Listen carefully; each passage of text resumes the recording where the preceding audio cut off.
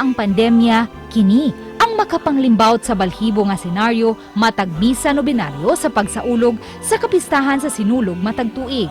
Makita ang pundok sa mga deboto nga dungan nga nagwarawara sa ilang mga kamot nga nagpakita sa ilang pagduyog kauban ni Senyor Santo Niño.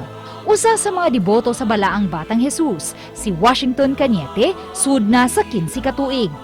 Nunot sa iyang hugot nga debosyon, gisundan niya ang lakang sa iyang inahan, isip usa kating-ili sa bisti sa imahin sa Senyor Santo Niño, ingon man tigpanindot pagbalik sa dagway niini. Karong buntaga, ato siyang hinabion, kabahin sa iyang panikay-sikay nga iyang gihulagway nga dakong tabang sa ilang banay. Dinhilang sa GMA Regional TV Live. Nahimong panginabuhian na sa ilang pamilya, kining mag-ilis o mag-repair sab sa mga imahen sa Balaang Bata.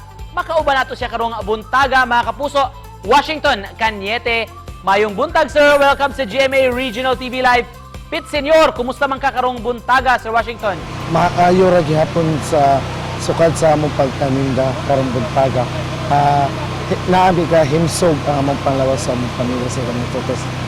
Salamat sir sa pag-uban kanamo karong buntaga, kanusa man ka nagsugod nini inyong panikay-sikay nga mag-ilis sa bisti o of course magpanindot gyud sa imahe ni Senyor Santo Niño.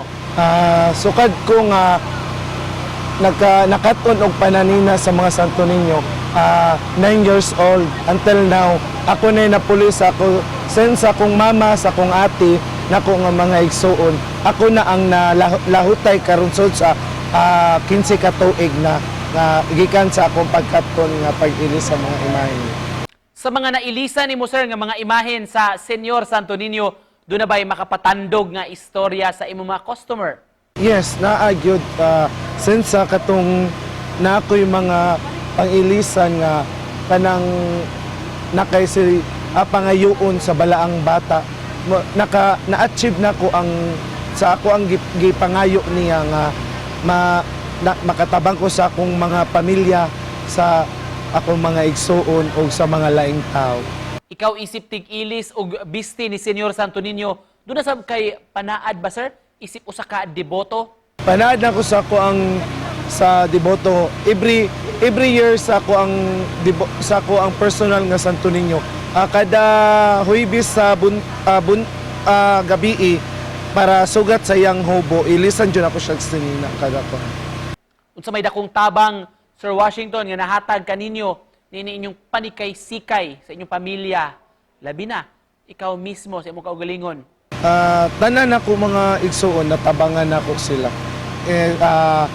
Financial support or kanang like nga mga unsa nga panginahanglan, basta naala magtinabangay mi sa among pamilya sa among labi na sa ako nga ako nalay gisaligan sa akong mama.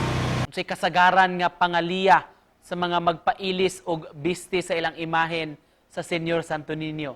Ilang pangaliya nga maayo ra ilang pamilya, ilang mga panglawas. Maura yan ko nga masimba siya, mablisingan, iguman og ilis sa mga imahen sa Santo Niño. Sa pagsud pa lang nato sa tuig 2022 ay duda ubay-ubay na gyud ang atong naagian nga mga katalagman ug mga problema.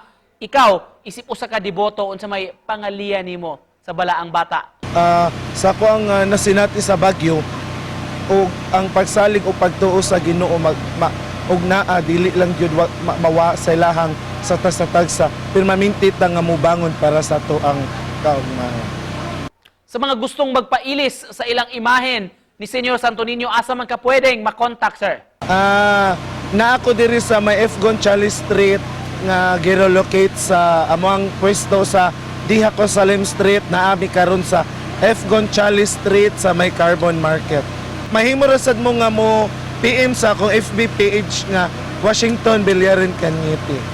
Og isipan na post mensahe nimo sa atong mga kapusong bisdak labi na sa mga deboto ni Senyor Santo Niño. Ang ako mga mensahe sa katong wala pa nakapailis sa ilang mga imahen nga Balaang Bata, naara ko diri na himutang sa F. Gonzales Street, makita ra ko ninyo sa nang buyon nga mga manindahay nga Santos sa F. Gonzales Street.